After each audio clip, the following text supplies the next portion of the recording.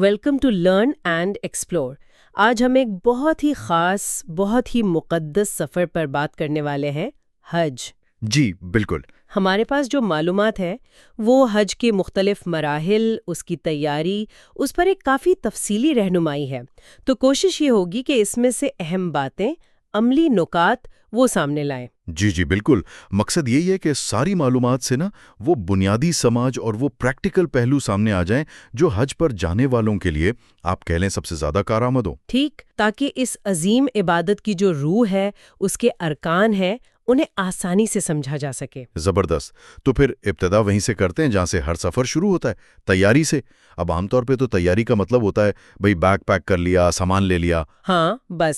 لیکن حج کی تیاری یہ تو کچھ مختلف معاملہ لگتا ہے۔ بہت مختلف۔ یہ دیکھیں، یہ ایک دینی فریضہ ہے نا، تو اس کی تیاری بھی ویسی ہی ہونی چاہیے جیسے ہم نماز پڑھنے سے پہلے وضو سیکھتے ہیں، نماز کا طریقہ سیکھتے ہیں۔ بالکل۔ تو حج سے پہلے حج کے مسائل، اس کے احکام، یہ جاننا تو بہت ضروری ہے۔ ہاں، بلکہ فرض کا درجہ رکھتا ہے۔ اور یہ مسائل سننے میں کبھی کبھی پیچیدہ بھی لگتے ہیں۔ کیا ایک بار سن لینا کافی ہوتا ہے؟ نہیں، بالکل نہیں۔ بعضوں کا چیزیں تھوڑی کمپلیکس ہوتی ہیں، تو صرف ایک نشیز یا ایک دفعہ پڑھ لینا وہ شاید کافی نہ ہو۔ صحیح۔ مسلسل سیکھتے رہنا چاہیے۔ اچھا، اس سلسلے میں ایک کتاب کا ذکر بھی تھا مواد میں، getting the best out of حج۔ ہاں، ابو اسماعیل ڈیوڈز کی۔ جی، انگریزی میں ہے، لیکن بتاتے ہیں کہ بہت جامع ہے، اور اس میں عملی مشورے بہت ہیں، تجربے کی روشنی میں۔ اچھا، ایک اور چیز جو تیاری میں بتائی گئی وہ ہے نماز جنازہ سیکھنا۔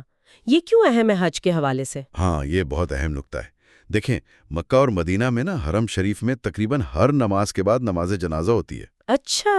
نماز جنازہ پڑھنے کا موقع ملے تو اگر طریقہ آتا ہوگا، دعائیں یاد ہوں گی، تو اس میں شرکت آسان ہوگی اور ثواب بھی ملے گا۔ صحیح کہا۔ اور سفر کے دوران کی نمازوں کا کیا، جیسے وہ قصر کرنا، جمع کرنا؟ جی، یہ بھی جاننا ضروری ہے۔ مسافر کے لیے شریعت نے آسانی رکھی ہے کہ وہ 4 رکعت والی فرض نماز جیسے ظہر، عصر، عشاء، وہ 2 رکعت پڑھے، یعنی قصر کرے۔ ٹھیک۔ اور بعض صورتوں میں 2 نمازوں کو، یعنی ظہر اور عصر کو، یا مغرب اور عشاء کو ایک ساتھ پڑھ سکتا ہے، یعنی جمع کر سکتا ہے۔ لیکن اگر مسجد میں نماز ہو رہی ہو تو؟ ہاں، یہ اہم ہے۔ اگر آپ مسجد میں جماعت کے ساتھ نماز پڑھ رہے ہیں اور امام مقیم ہے، یعنی وہ پوری نماز پڑھا رہے ہیں، تو مسافر ہونے کے باوجود آپ امام کی پیروی کریں گے اور پوری نماز ہی پڑھیں گے۔ اچھا۔ کوشش تو یہی کرنی چاہیے کہ سفر میں بھی جہاں تک ممکن ہو جماعت کے ساتھ نماز پڑھیں۔ یہ تو ہو گئیں عملی تیاریاں، لیکن ایک پہلو جس پر بہت زور دیا گیا ہے وہ ہے روحانی تیاری۔ تقویٰ کا ذکر آیا۔ جی بالکل، یہ سب سے اہم ہے۔ قرآن پاک میں اللہ تعالیٰ نے خود فرمایا، سورۃ البقرہ میں ہے غالباً، وَتَزَوَّدُوا فَإِنَّ خَيْرَ الزَّادِ التَّقْوَىٰ۔ زاد راہ لو، اور بہترین زاد راہ تقویٰ ہے۔ جی، تو یہ تقویٰ کیا ہے؟ یہ صرف حج کے 5 دنوں کا معاملہ نہیں ہے۔ اچھا۔ نہیں، بلکہ اس کی تیاری ابھی سے شروع کرنی ہے۔ مطلب حج پر جانے کا ارادہ کیا ہے تو ابھی سے اپنی زندگی کو بدلنے کی کوشش کریں، بہتر انسان بننے کی کوشش۔ کیسے؟ مطلب کن چیزوں پر توجہ دیں؟ دیکھیں، سب سے پہلے تو فرائض، خاص طور پر نماز، اس کی پابندی یقینی بنائیں۔ اگر پچھلے روزے قضا ہیں ذمے پر تو ان کو ادا کریں، زکوٰۃ اگر فرض ہے تو وہ ادا کریں۔ اور پھر ہر قسم کے گناہوں سے، حرام کاموں سے بچنے کی پوری کوشش کریں۔ جھوٹ، غیبت، دھوکہ دہی، سود، بے پردگی، جتنے بھی گناہ ہیں ان سے بچیں۔ اور اللہ سے مدد مانگنا بھی اس میں شامل ہے؟ لازماً۔ یہ سب اپنی کوشش سے نہیں ہوتا۔ اللہ سے توفیق مانگنی ہے، دعا کرنی ہے کہ اللہ مجھے گناہوں سے بچا، مجھے نیک اعمال کرنے کی توفیق دے۔ یہ ہے اصل روحانی تیاری کی بنیاد۔ تقویٰ کے ساتھ ایک اور لفظ بہت استعمال ہوتا ہے، اخلاص، نیت کا خالص ہونا۔ انتہائی اہم۔ حج کوئی دنیاوی سفر نہیں ہے، کوئی ٹورسٹ ٹرپ نہیں، نہ کوئی مقابلہ ہے کہ کون کتنی بار گیا یا کتنا خرچ کیا۔ صحیح۔ یہ عبادت ہے، اور عبادت صرف اور صرف اللہ کی رضا کے لیے ہونی چاہیے۔ نیت خالص ہو کہ یا اللہ، میں یہ سفر تیری خوشنودی کے لیے، تیری تعظیم کے لیے اور جنت حاصل کرنے کے لیے کر رہا ہوں۔ اور اس کا اجر بھی تو بہت بڑا بتایا گیا ہے۔ بہت بڑا۔ نبی اکرم صلی اللہ علیہ وسلم نے فرمایا، مفہوم ہے کہ الحج المبرور لیس لہ جزاء الا الجنہ، یعنی حج مبرور وہ حج جو قبول ہو جائے اس کا بدلہ جنت کے سوا کچھ نہیں۔ ماشاءاللہ۔ اور ایک اور حدیث میں فرمایا کہ حج پچھلے تمام گناہوں کو مٹا دیتا ہے، ایسے جیسے کوئی شخص اسلام قبول کرے تو اس کے پچھلے گناہ معاف ہو جاتے ہیں، یا کوئی ہجرت کرے تو اس کے پچھلے گناہ معاف ہو جاتے ہیں۔ سبحان اللہ۔ تو نیت کا خالص ہونا واقعی بہت ضروری ہے۔ جی اسی روحانی تیاری میں ایک اور پہلو ہے حقوق العباد، بندوں کے حقوق۔ اس کا کیا کردار ہے؟ یہ بھی آپ سمجھے تقوی اور اخلاص کے ساتھ جڑا ہوا ہے۔ اللہ کے حقوق تو توبہ سے معاف ہو سکتے ہیں، لیکن بندوں کے حقوق تب تک معاف نہیں ہوتے جب تک وہ بندہ خود معاف نہ کر دے۔ اوہ، تو کیا کرنا چاہیے؟ تو حج پر جانے سے پہلے یہ جائزہ لینا چاہیے کہ کہیں میرے ذمے کسی کا کوئی حق تو نہیں۔ اگر کسی کا دل دکھایا ہے، کسی کی غیبت کی ہے، کسی کے ساتھ زیادتی کی ہے، تو ہمت کر کے اس سے معافی مانگ لینی چاہیے۔ رشتے ناتوں کا بھی ذکر تھا؟ جی، اگر کسی قریبی رشتہ دار سے تعلقات ٹوٹے ہوئے ہیں، ناراضگی ہے، تو اسے ختم کرنے کی کوشش کرنی چاہیے، صلہ رحمی کرنی چاہیے۔ اور قرض وغیرہ؟ بہت اہم، اگر کسی کا قرض دینا ہے تو یا تو ادا کر کے جائیں، یا کم از کم اس سے مہلت لے لیں یا ادائیگی کا کوئی انتظام کر لیں۔ اور اگر قرض یا کوئی اور ذمہ داری ہے تو وصیت لکھنا بھی ضروری ہو جاتا ہے۔ وصیت لکھنا؟ جی، علماء کہتے ہیں کہ اگر انسان پر قرض ہو تو وصیت لکھنا واجب ہو جاتا ہے، خاص طور پر جب سفر پر جا رہا ہو، کیونکہ موت کا کوئی پتہ نہیں۔ صحیح۔ اور ان سب کے ساتھ گناہوں سے توبہ؟ جی، سچی توبہ، اللہ کے حضور اپنے تمام گناہوں کی معافی مانگنا، آئندہ نہ کرنے کا پکا ارادہ کرنا، یہ سب تیاری کا حصہ ہے۔ اچھا، دو اور باتیں تھیں تیاری کے حوالے سے۔ ایک تو اچھے ساتھیوں کا انتخاب۔ ہاں، یہ سفر لمبا ہوتا ہے، اور اس میں اچھے، نیک، مددگار ساتھی ہوں تو سفر آسان اور بابرکت ہو جاتا ہے۔ اور دوسری بات، یہ ذہن میں رکھنا کہ یہ چھٹی نہیں، عبادت ہے۔ بالکل، یہ کوئی پکنک نہیں ہے، حج ایک مشقت والی عبادت ہے۔ اس میں تھکاوٹ ہوگی، بھیڑ ہوگی، کبھی موسم سخت ہوگا، کبھی انتظامات میں کمی محسوس ہوگی۔ تو ان سب پر صبر کرنا، ہمت رکھنا، لوگوں سے جھگڑنے سے بچنا، یہ بھی حج کے آداب میں شامل ہے، اور اس سے حج کا اجر بڑھتا ہے۔ بالکل ٹھیک۔ تو یہ تو ہوئی تیاری کی بات، جو کہ خود ایک بڑا مرحلہ ہے۔ اب آتے ہیں اصل مناسک کی طرف۔ پہلے حج کی اقسام، کتنی قسمیں ہیں؟ بنیادی طور پر حج کی 3 قسمیں ہیں: افراد، قران اور تمتع۔ ان میں فرق کیا ہے؟ افراد میں حاجی صرف حج کی نیت کرتا ہے اور حج مکمل کر کے ہی احرام کھولتا ہے۔ قران میں حج اور عمرہ دونوں کی ایک ساتھ نیت کی جاتی ہے اور ایک ہی احرام میں دونوں ادا کیے جاتے ہیں۔ اور تمتع؟ یہ سب سے عام ہے شاید۔ جی، تمتع سب سے افضل بھی ہے اور زیادہ تر لوگ یہی کرتے ہیں۔ اس میں یہ ہوتا ہے کہ حاجی پہلے میقات سے صرف عمرے کا احرام باندھتا ہے، مکہ پہنچ کر عمرہ ادا کرتا ہے، یعنی طواف، سعی، اور پھر بال کٹوا کر احرام کھول دیتا ہے۔ اچھا، یعنی عام کپڑے پہن لیتا ہے؟ بالکل۔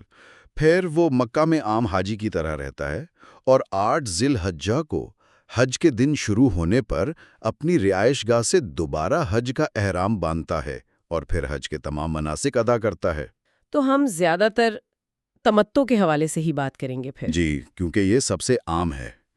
قران بعض اوقات خواتین کے لیے مفید ہو سکتا ہے جنہیں خاص ایام کا خدشہ ہو حج کے قریب۔ ایک سوال جو اکثر ذہن میں آتا ہے وہ احرام کے کپڑے پہننا جی، اور حالت احرام میں ہونا، کیا یہ ایک ہی چیز ہے؟ نہیں، یہ فرق سمجھنا ضروری ہے۔ احرام کے کپڑے یعنی مردوں کے لیے 2 سفید بغیر سلی چادریں اور خواتین کے لیے ان کا عام لباس، مخصوص شرائط کے ساتھ، یہ آپ پہلے بھی پہن سکتے ہیں۔ ٹھیک ہے۔ لیکن آپ حالت احرام میں اس وقت داخل ہوتے ہیں جب آپ میقات پر یا اس سے پہلے حج یا عمرے کی نیت کرتے ہیں اور تلبیہ پڑھتے ہیں، لبیک اللہم۔ اچھا۔ تو نیت اور تلبیہ اصل میں حالت احرام شروع کرتے ہیں۔ بالکل، اس سے پہلے صرف کپڑے پہن لینے سے احرام کی پابندیاں شروع نہیں ہوتی۔ اسی حوالے سے ایک عملی مشورہ بھی دیا گیا تھا، خاص طور پر ان مردوں کے لیے جو ہوائی جہاز سے سفر کر رہے ہوں۔ جی ہاں، وہ بڑا کارآمد مشورہ ہے، خاص طور پر جو لوگ مثلاً یورپ یا امریکہ سے براہ راست جدہ جا رہے ہیں۔ مشورہ یہ ہے کہ مرد حضرات گھر سے یا ایئرپورٹ سے ہی احرام کا نچلا تہبند باندھ لیں، اوپر کوئی عام قمیض، کرتا یا ثوب پہن لیں۔ ٹھیک۔ پھر جہاز میں جب عملہ اعلان کرے کہ ہم میقات کے قریب پہنچ رہے ہیں، جو عموماً جدہ اترنے سے آدھا پون گھنٹہ پہلے ہوتا ہے، تو اپنی سیٹ پر بیٹھے بیٹھے ہی اوپر والی قمیض اتاریں اور احرام کی اوپری چادر اوڑھ لیں۔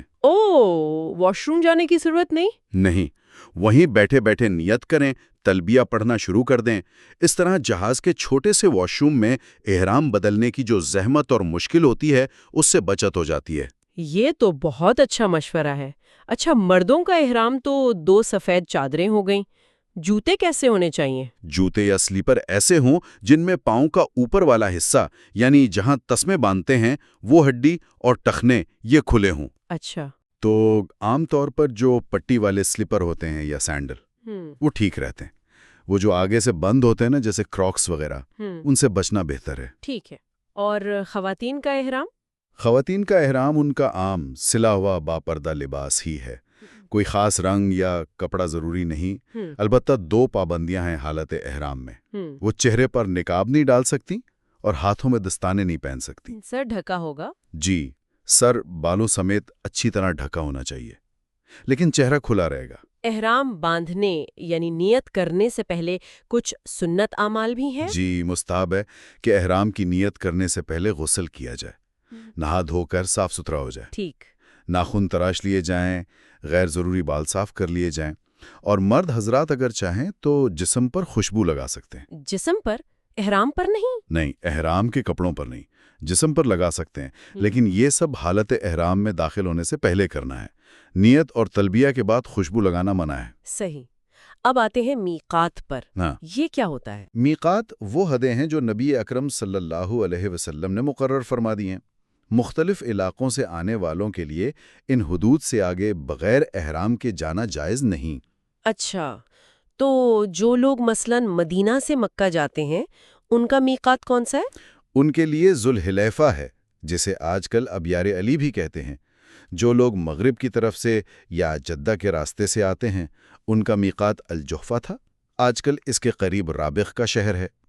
ہوائی جہاز والے عموماً جدہ اترنے سے پہلے ہی نیت کر لیتے ہیں۔ تو میقات پر یا اس سے پہلے نیت کرنی ہے اور تلبیہ پڑھنا ہے؟ جی، عمرہ کرنے والا کہے گا لبیک اللہم عمرتن، اے اللہ میں عمرے کے لیے حاضر ہوں، اور حج کرنے والا کہے گا لبیک اللہم حجن، اے اللہ میں حج کے لیے حاضر ہوں، اور پھر تلبیہ شروع۔ اب جب حالت احرام میں آ گئے تو کون کون سی چیزیں منع ہیں؟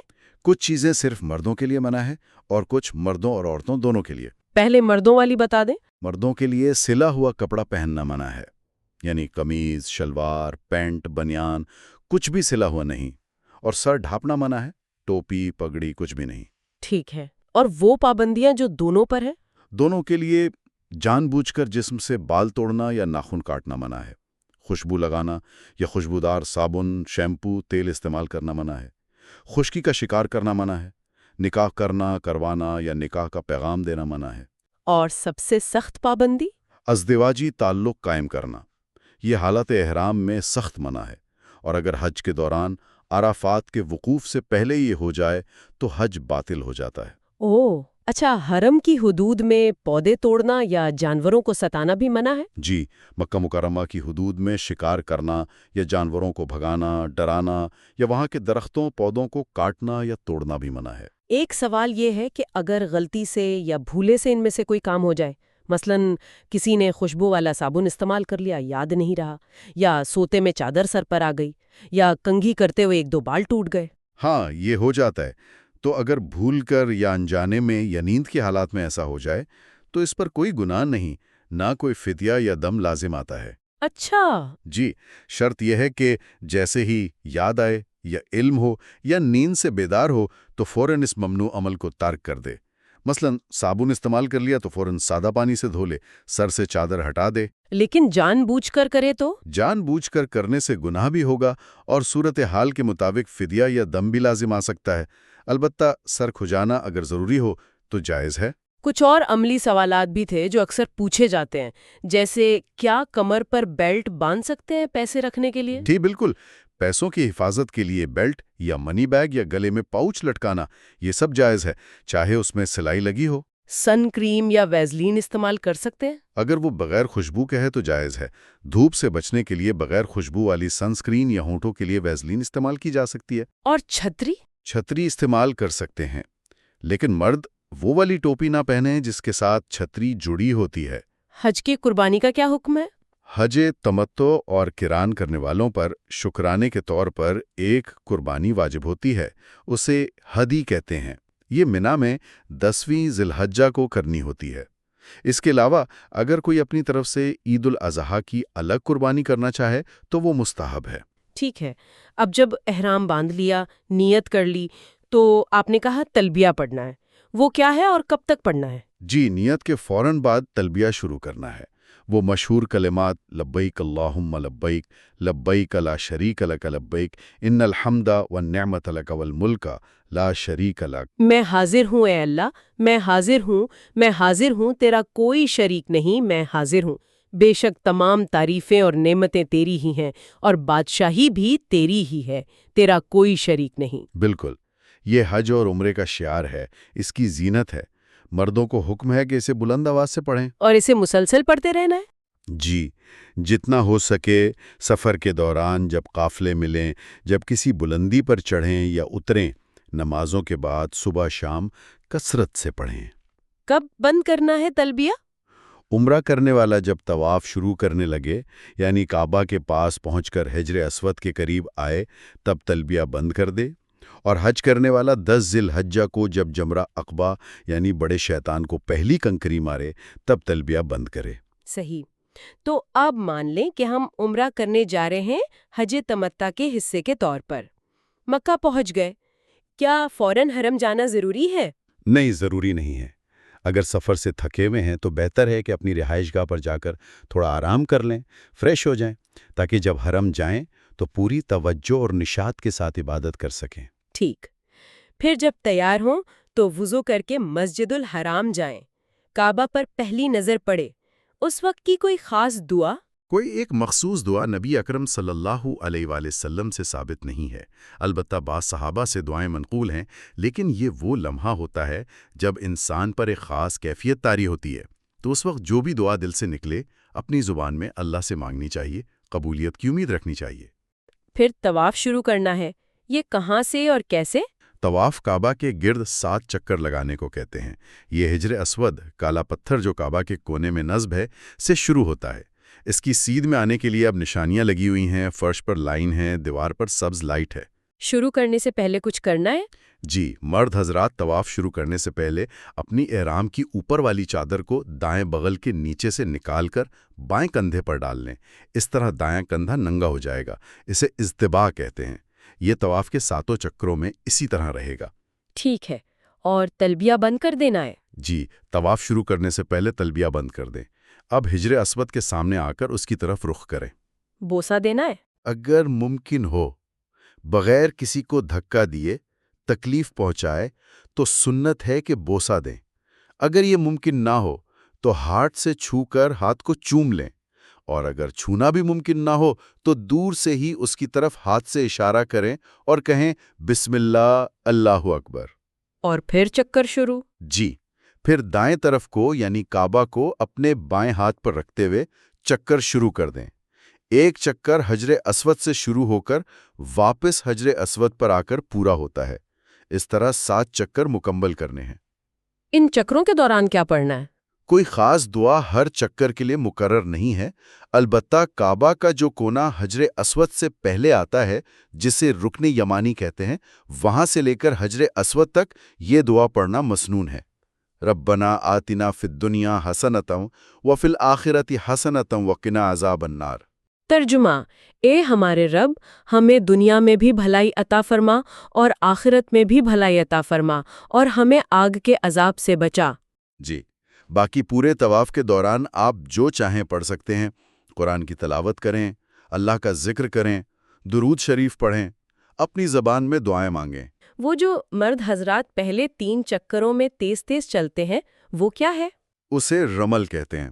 یہ سنت ہے کہ مرد پہلے 3 چکروں میں ذرا اکڑ کر کندھے ہلاتے ہوئے چھوٹے قدموں کے ساتھ تیز چلیں۔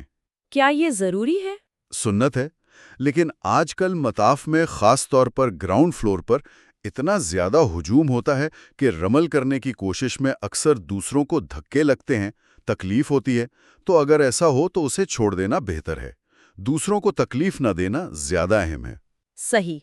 تو 7 چکر پورے ہو گئے، اب کیا کرنا ہے؟ 7واں چکر جب حجر اسود پر مکمل ہو جائے تو مرد اپنا دایاں کندھا ڈھانپ لیں، استباح ختم۔ اب مقام ابراہیم کے پیچھے جا کر 2 رکعت نماز پڑھنی ہے۔ یہ طواف کی نماز کہلاتی ہے اور واجب ہے۔ مقام ابراہیم کے پیچھے جگہ نہ ملے تو؟ اگر وہاں بہت رش ہو اور جگہ نہ ملے تو مسجد الحرام میں کہیں بھی یہ 2 رکعتیں پڑھ سکتے ہیں۔ کوشش کریں کہ بالکل مقام ابراہیم کے پاس کھڑے ہو کر طواف کرنے والوں کا راستہ نہ روکیں۔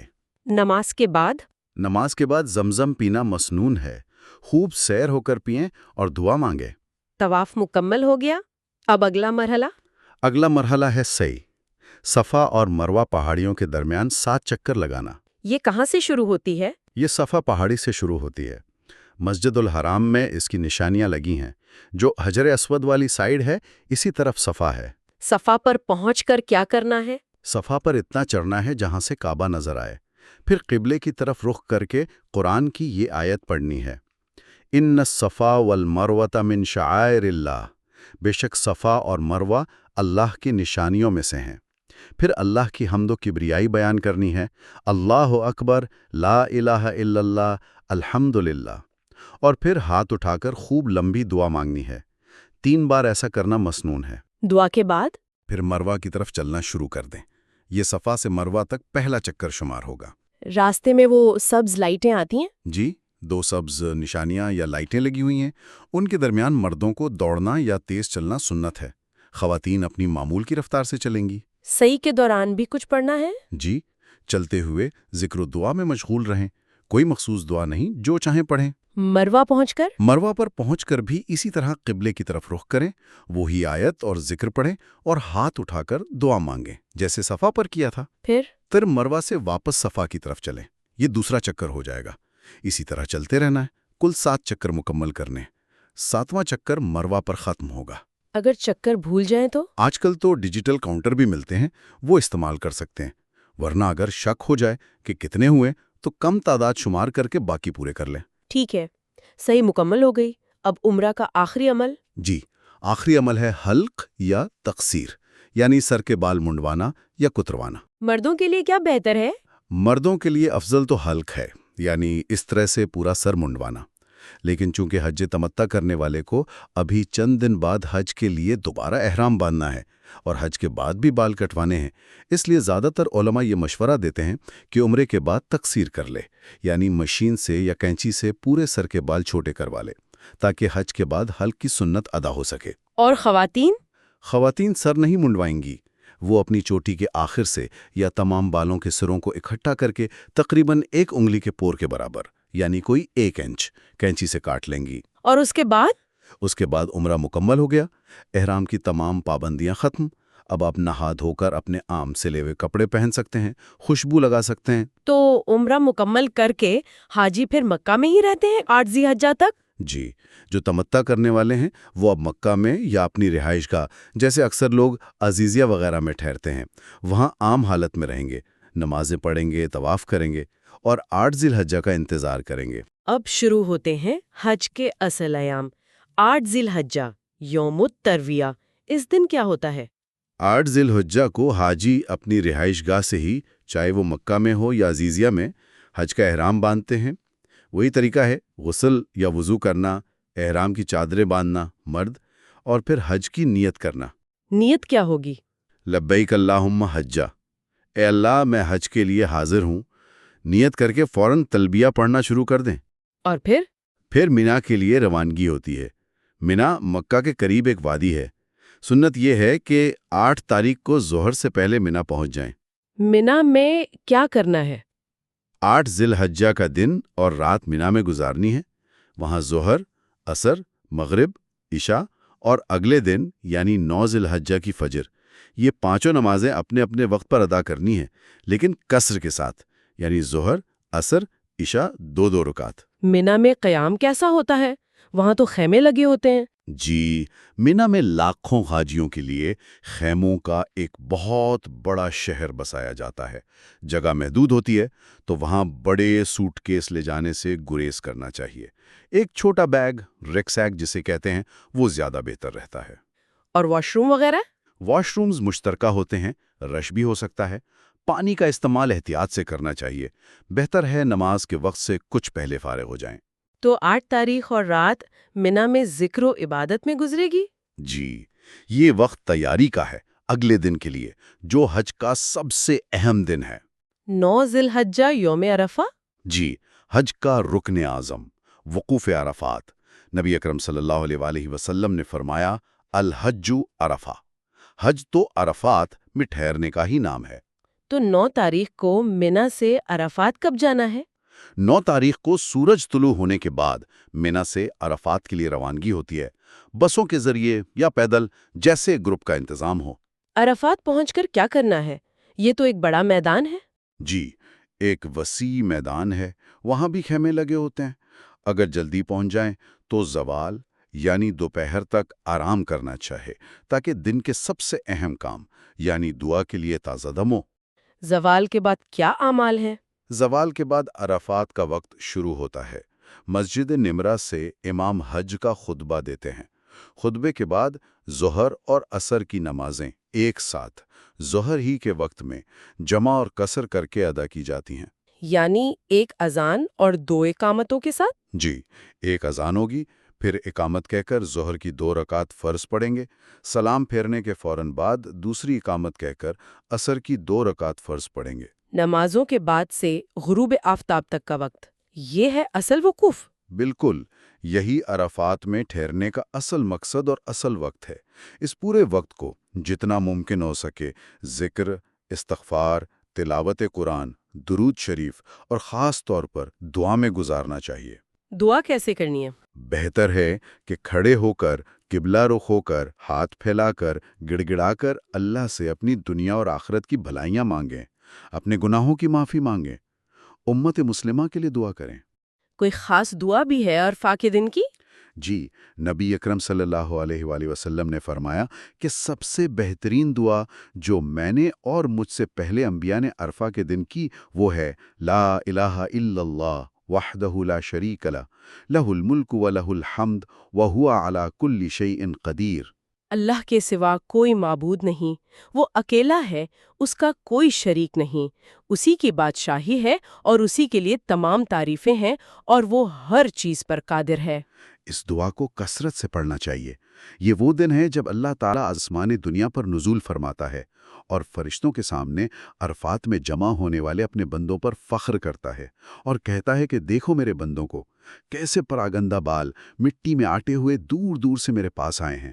اللہ اس دن کثرت سے لوگوں کو جہنم سے آزاد کرتا ہے۔ سبحان اللہ۔ اچھا، وہاں ایک پہاڑ بھی ہے، جبل رحمت، کیا اس پر جانا ضروری ہے؟ نہیں، بالکل ضروری نہیں، بلکہ وہاں جانے کی کوشش میں اکثر لوگ بھیڑ میں پھنس جاتے ہیں اور اصل کام یعنی دعا سے محروم رہ جاتے ہیں۔ پورا عرفات کا میدان ہی وقوف کی جگہ ہے۔ آپ اپنے خیمے میں یا جہاں بھی سہولت ہو وہیں رہ کر عبادت کریں۔ عرفات میں خیمے تو سب ایک جیسے لگتے ہیں، گم ہونے کا امکان رہتا ہوگا؟ جی، بہت امکان ہوتا ہے، اس لیے اپنے خیمے کا نمبر، اپنی لین یا گلی کا نمبر اور آس پاس کی کوئی خاص نشانی یہ ضرور یاد رکھنی چاہیے۔ اپنے گروپ کے ساتھ رہیں۔ آج کل موبائل فون میں آف لائن میپس اور لوکیشن پن کرنے کی سہولت بہت کارآمد ہے۔ اس کی ٹریننگ پہلے سے لے لینی چاہیے۔ ٹھیک ہے، غروب آفتاب تک عرفات میں رہنا ہے؟ پھر جیسے ہی سورج غروب ہو، عرفات سے مزدلفہ کے لیے روانگی شروع ہو جاتی ہے۔ مغرب کی نماز عرفات میں نہیں پڑھنی۔ اچھا، تو مغرب کی نماز کہاں پڑھنی ہے؟ مغرب اور عشاء دونوں نمازیں مزدلفہ پہنچ کر ایک ساتھ عشاء کے وقت میں ادا کرنی ہے۔ مزدلفہ کیا جگہ ہے؟ مزدلفہ عرفات اور منا کے درمیان ایک کھلی وادی ہے، وہاں کوئی خیمے وغیرہ نہیں ہوتے۔ تو وہاں پہنچ کر نماز کیسے پڑھنی ہے؟ وہاں پہنچ کر ایک اذان اور ایک اقامت کے ساتھ پہلے مغرب کی 3 رکعت فرض پڑھنی ہے، پھر سلام کے فوراً بعد دوسری اقامت کہہ کر عشاء کی 2 رکعت فرض قصر پڑھنی ہے۔ اور رات مزدلفہ میں گزارنی ہے؟ جی، رات مزدلفہ میں کھلے آسمان تلے گزارنا سنت ہے، وہاں آرام کرنا سونا یہ بھی سنت ہے۔ وہاں سے کنکریاں بھی چننی ہے؟ جی، رمی کے لیے یعنی شیطانوں کو مارنے کے لیے کنکریاں مزدلفہ سے چن لینا بہتر ہے۔ اگر آپ نے 13 تاریخ تک منا میں رہنا ہے تو کل 70 کنکریاں چاہیے ہوں گی، اگر 12 کو ہی واپس آنا ہے تو 49 کافی ہیں۔ سائز کتنا ہونا چاہیے کنکری کا؟ تقریباً چنے کے دانے کے برابر یا تھوڑا سا بڑا، بہت بڑے پتھر نہیں مارنے۔ مزدلفہ میں فجر کی نماز کا کیا حکم ہے؟ فجر کی نماز بالکل اول وقت میں یعنی جیسے ہی فجر کا وقت شروع ہو ادا کرنا سنت موقدہ ہے اور بہت اہم ہے۔ قرآن میں بھی المشعر الحرام کے پاس اللہ کا ذکر کرنے کا حکم آیا ہے اور مفسرین کہتے ہیں کہ اس سے مراد مزدلفہ میں فجر کے بعد کا ذکر ہے۔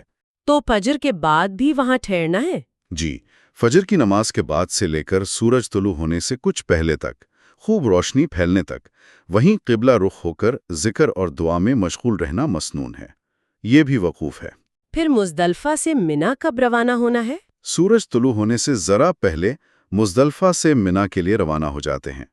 کمزور، بوڑھے اور خواتین آدھی رات کے بعد بھی جا سکتے ہیں، لیکن باقی لوگوں کے لیے سنت یہی ہے کہ فجر کے بعد اور طلوع آفتاب سے پہلے روانہ ہوں۔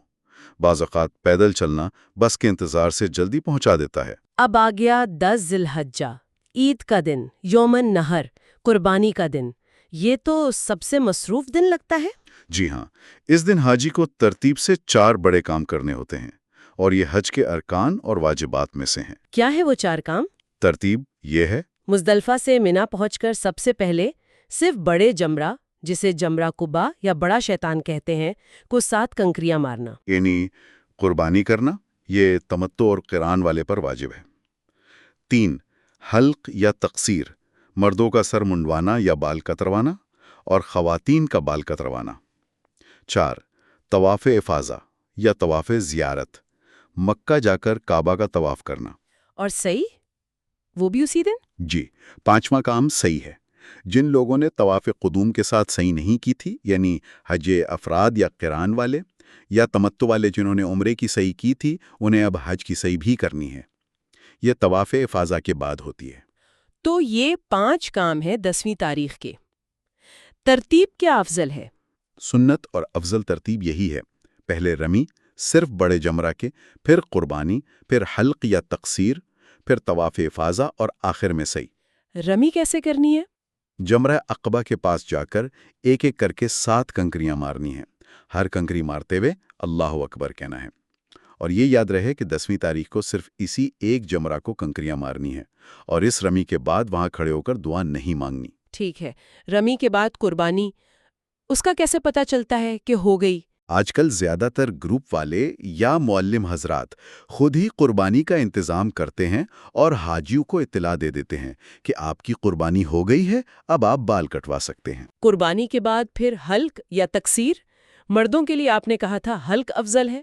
جی، حج کے موقع پر مردوں کے لیے سر منڈوانا حلق افضل ہے بال کٹوانے تقصیر سے۔ نبی اکرم صلی اللہ علیہ وسلم نے سر منڈوانے والوں کے لیے 3 بار رحمت کی دعا فرمائی اور کتروانے والوں کے لیے 1 بار۔ خواتین حسب سابق اپنی انگلی کے پور برابر بال کاٹیں گی۔ اچھا، جب یہ تیسرا کام یعنی حلق یا تقصیر ہو گیا تو کیا احرام ختم؟ مکمل طور پر نہیں، اسے کہتے ہیں تحلل اول یا تحلل اصغر، یعنی چھوٹی ہلت۔ اس کے بعد احرام کی وہ تمام پابندیاں ختم ہو جاتی ہیں جو پہلے ذکر کی تھیں، سوائے ایک کے۔ کون سی ایک؟ میاں بیوی کا آپس میں ازدواجی تعلق قائم کرنا، یہ ابھی بھی منع رہے گا۔ باقی آپ سلے ہوئے کپڑے پہن سکتے ہیں، خوشبو لگا سکتے ہیں، ناخن کاٹ سکتے ہیں۔ تو اکثر لوگ رمی اور حلق و تقصیر کے بعد واپس اپنی رہائش گاہ چلے جاتے ہیں۔ جی، یہ ایک عام معمول ہے۔ رمی کر کے قربانی کی اطلاع ملنے پر بال کٹوا کر لوگ اکثر اپنی رہائش گاہ یعنی منا میں یا عزیزیہ وغیرہ میں واپس آ کر غسل کرتے ہیں، عام کپڑے پہنتے ہیں اور پھر کچھ آرام کر کے یا اسی وقت مکہ روانہ ہوتے ہیں، چوتھے اور 5ویں کام کے لیے، یعنی طواف افاضہ اور سعی کے لیے۔ بالکل۔ طواف افاضہ حج کا فرض طواف ہے۔ یہ بالکل اسی طرح 7 چکر ہیں جیسے عمرے کے طواف میں تھے، البتہ اس میں استباء، کندھا ننگا کرنا نہیں ہے، اور اگر رش نہ ہو تو رمل یعنی تیز چلنا بھی نہیں ہے۔ اور اس کے بعد حج کی سعی؟ جی، وہی صفا مروہ کے 7 چکر۔ یہ بھی حج کا رکن ہے؟ جب یہ دونوں کام بھی ہو گئے تو طواف افاضہ اور سعی کے بعد تحلل ثانی یا تحلل اکبر ہو جاتا ہے، یعنی مکمل ہلت۔ اب وہ آخری پابندی بھی ختم ہو جاتی ہے اور میاں بیوی کے لیے بھی آپس میں ملنا جائز ہو جاتا ہے۔ یہ پانچوں کام 10ویں تاریخ کو ہی کرنے ہیں۔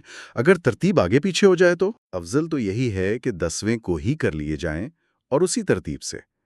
لیکن اگر کوئی مجبوری ہو، مثلا بہت زیادہ رش ہو، تھکاوٹ ہو یا خواتین کو کوئی عذر ہو، تو طواف افاضہ کو 11ویں 12ویں تک مؤخر کیا جا سکتا ہے۔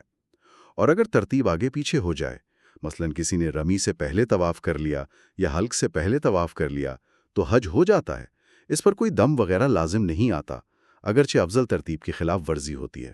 ٹھیک ہے، تو 10ویں ذی الحجہ کا دن ان اعمال میں گزر گیا۔ اب 11 اور 12 ذی الحجہ، انہیں ایام تشریق کہتے ہیں؟ جی، 11، 12 اور 13 ذی الحجہ، ان 3 دنوں کو ایام تشریق کہا جاتا ہے۔ ان دنوں میں کیا کرنا ہوتا ہے، کہاں رہنا ہوتا ہے؟ ان دنوں کی راتیں منا میں گزارنا واجب ہے۔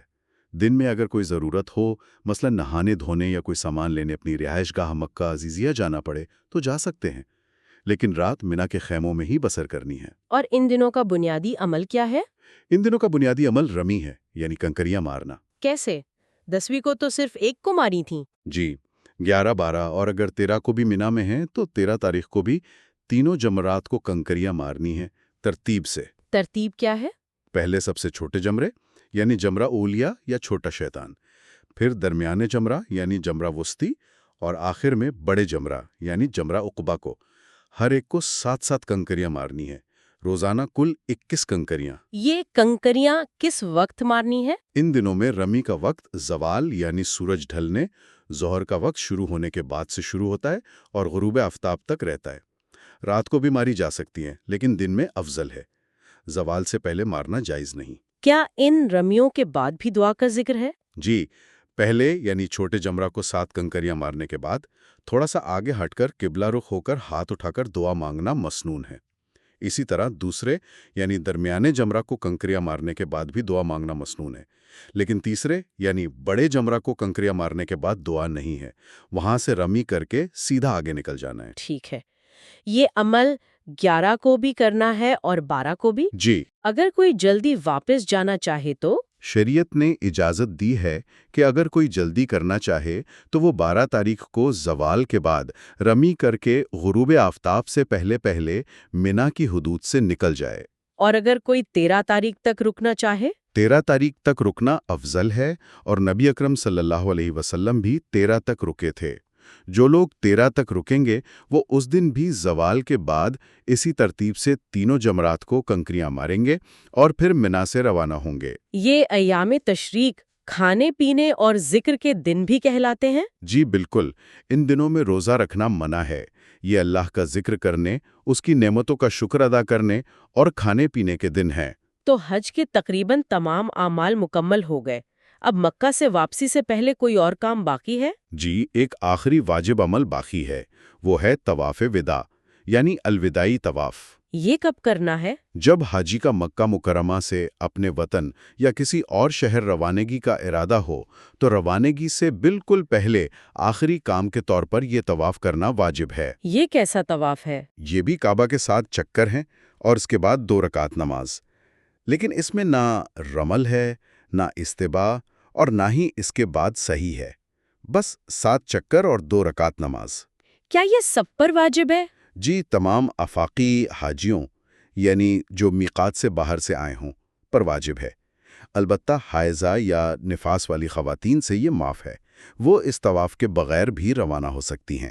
تو اس طواف کے بعد حج مکمل طور پر اختتام پذیر ہو جاتا ہے؟ جی بالکل۔ اکثر لوگ حج کے بعد مدینہ منورہ کی زیارت کے لیے بھی جاتے ہیں، کیا یہ حج کا حصہ ہے؟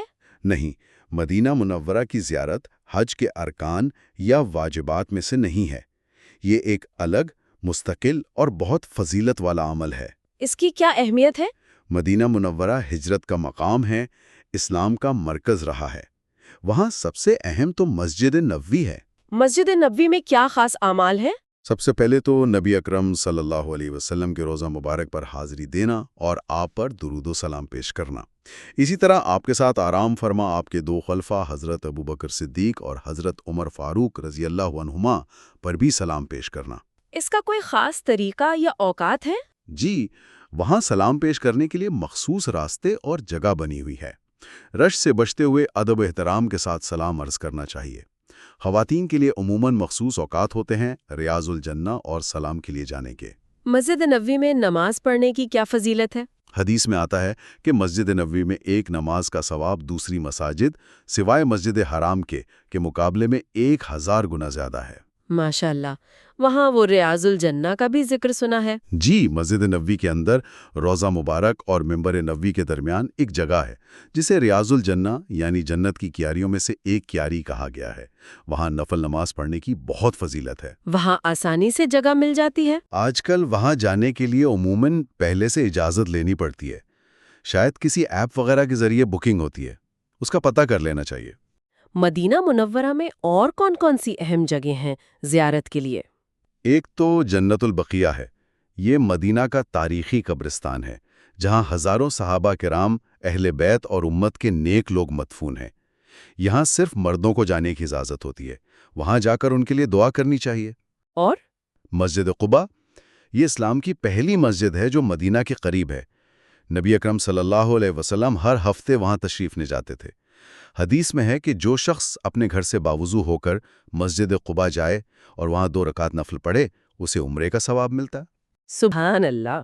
اس کے علاوہ احد پہاڑ ہے جہاں غزوہ احد کا تاریخی معرکہ پیش آیا تھا۔ وہاں شہدائے احد کی قبور ہیں، خاص طور پر سید الشہداء حضرت حمزہ رضی اللہ عنہ کی۔ ان کی زیارت کے لیے جانا بھی مسنون ہے۔